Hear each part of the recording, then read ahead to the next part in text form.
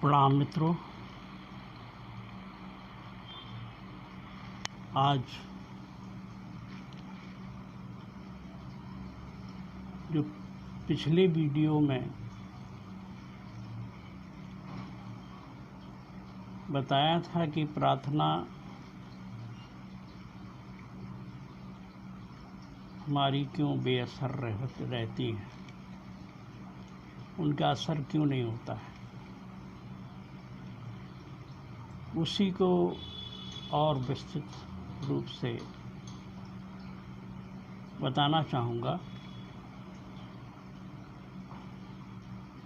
जैसा कि मैंने बताया था कि प्रार्थना कुछ हद तक उन्हीं की पहुँचती है जो हृदय के तल पे जीते हैं। जो बुद्धि से जीते हैं उनकी प्रार्थनाएं निष्फल ही जाती हैं। तो हृदय वाले की ही प्रार्थना क्यों सुनी जाती है, उसकी एक वजह यह है कि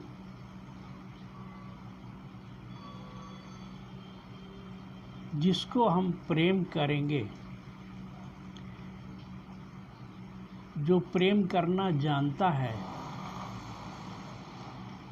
वही प्रार्थना कर सकता है। क्योंकि प्रार्थना और कुछ नहीं है, हृदय का संबंध है। प्रार्थना है दिल से निकली हुई आवाज़। लेकिन हमारे दिल से तो आवाज़ निकलती नहीं। उसकी वजह ये कि हमारे अपने शब्द होते नहीं हैं, हमारे अपनी समझ होती नहीं उसमें। गढ़ी गढ़ाई प्रार्थनाएं जो किसी और की प्रार्थना रही होगी, वो उसके हृदय की आवाज़ रही होगी, उसके लिए वो सार्थक थी। हनुमान चालीसा तुलसीदास के लिए सही हो सकता है, आपके लिए नहीं हो सकता है, क्योंकि आपके हृदय की आवाज़ नहीं है वो। जब आपके हृदय से ही जो आवाज़ उठती है, वो प्रार्थना है। प्रार्थना है परमात्मा से प्रेम संबंध।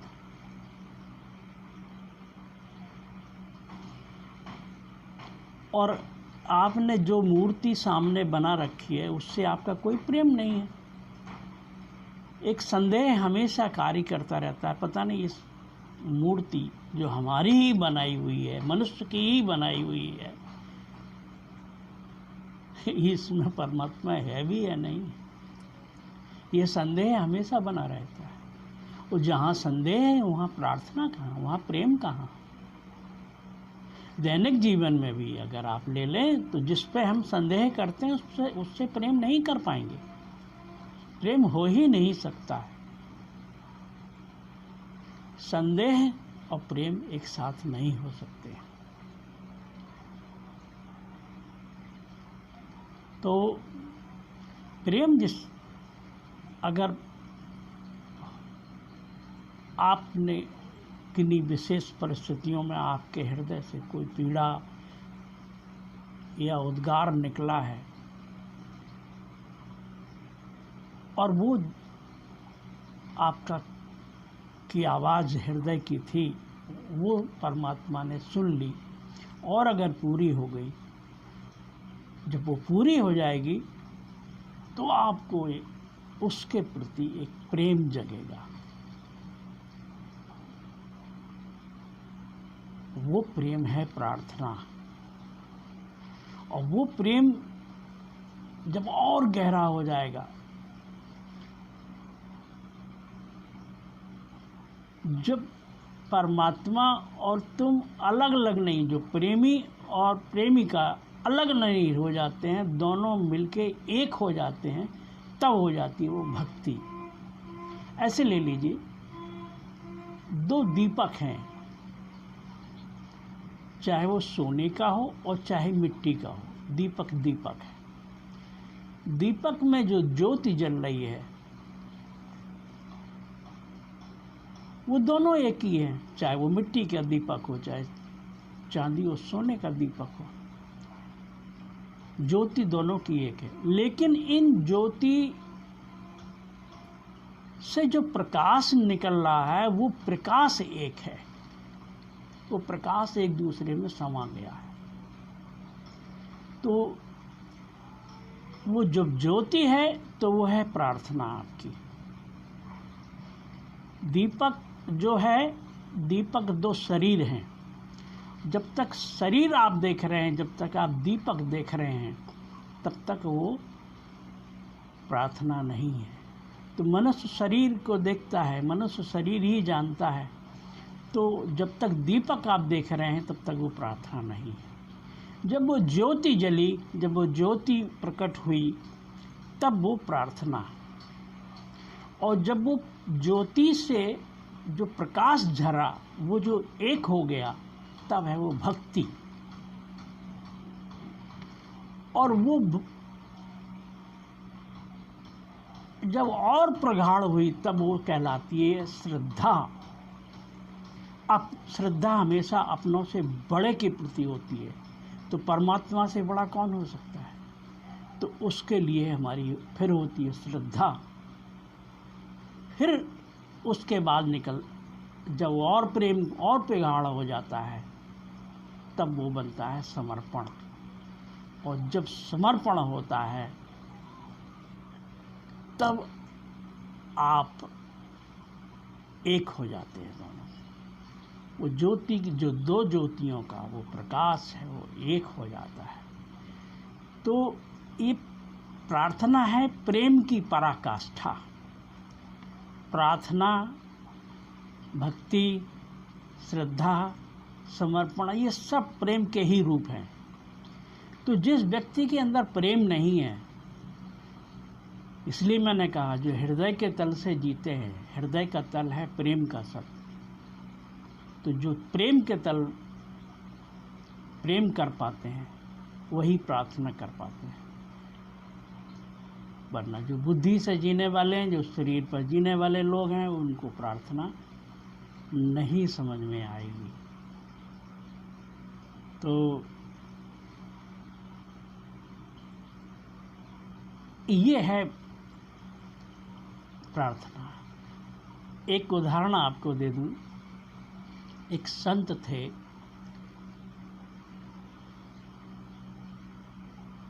वो कहीं जा रहे थे,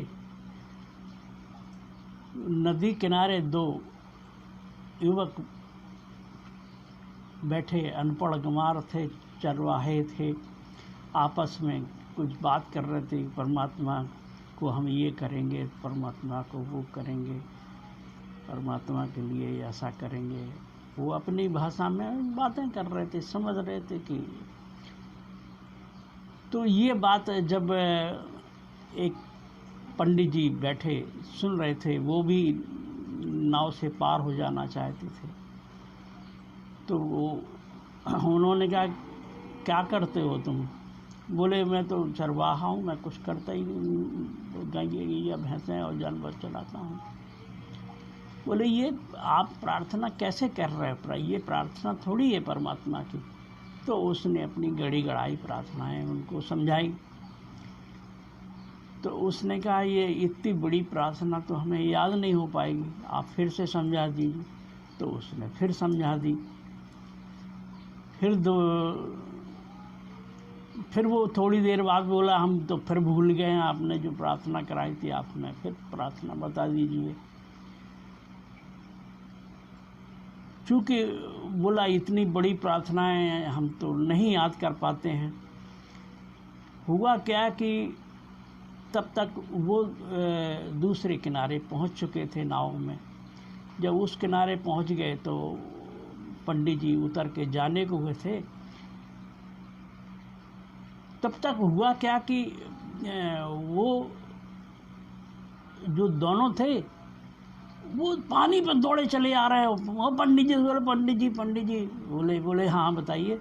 अरे बोले, आप हमको हम फिर भूल गए वो आपने जो प्रार्थना बताई थी, आप हमें फिर से बता दीजिए। वो पानी पे दौड़े चले, तो पंडित जी तो हक्का बक्का रह गया कि ये तो पानी पे दौड़े हुए चले आ रहे हैं और हम तो नाव का सहारा लेते हैं और ये हुआ। तो फिर उन्होंने कहा कि पंडित जी बोले, भैया तेरी प्रार्थना अच्छी है, मेरी प्रार्थना भी सही नहीं है, तू जैसी करता है वैसी कर। तो प्रार्थना है हृदय से निकली हुई आवाज़। आप शब्द भी ना बोलें, आप कुछ कहें भी ना, वो तो आपकी आवाज़ सुन ही रहा है। बस आपके अंदर भाव प्रकट हुआ, आपके अंदर किसी चीज़ की ज़रूरत हुई, चाह पैदा हुई कि मुझे इस चीज़ की ज़रूरत है, वो अपने आप पूरी कर देता, आप मांगने की ज़रूरत नहीं है। तो प्रार्थना है धन्यवाद। ये जो हमको शरीर मिला है, श्वासें मिली हैं, ये इतना पेड़ पौधे, नदी, आकाश से तारे, सब जितना मिला हुआ है, इसके लिए धन्यवाद। अरे तूने बहुत दिया है, तेरी अनुकंपा अपार है। ये धन्यवाद है प्रार्थना, ना कि मांग है। लेकिन हम भिखारी की तरह इसे मांगते रहते हैं और भिखारी ही बने रहते हैं। तो मेरी बात को मैं अपनी छोटी सी इस वीडियो में अपनी बात कहने में कितना सफल हो पाया हूँ, ये आपके प्रेम पर डिपेंड करेगा। आप कोशिश की है मैंने कि कैसे भी आपको प्रार्थना समझाऊँ। फिर भी वीडियो की एक सीमा है, हम ज़्यादा देर आपसे लंबा बात नहीं कर पाएंगे। जिनको मुझसे संपर्क करना है, जिनको कुछ और जानकारी लेना है, वो मेरे इस कॉन्टैक्ट नंबर पर संपर्क कर सकते हैं। वो संपर्क करें 9140415507, ये मेरा नंबर है। आप इस पर संपर्क करके मुझसे और भी कोई जानकारी है, जीवन से संबंधित है, परिवार से संबंधित है, कोई भी किसी तरह की कोई समस्या है, अगर मेरे बस में होगा तो मैं आपको समझाने की कोशिश करूँगा। मेरे प्रणाम स्वीकार करें। आपके अंदर बैठे परमात्मा को सत सत नमन। हरि ओम तत्सत।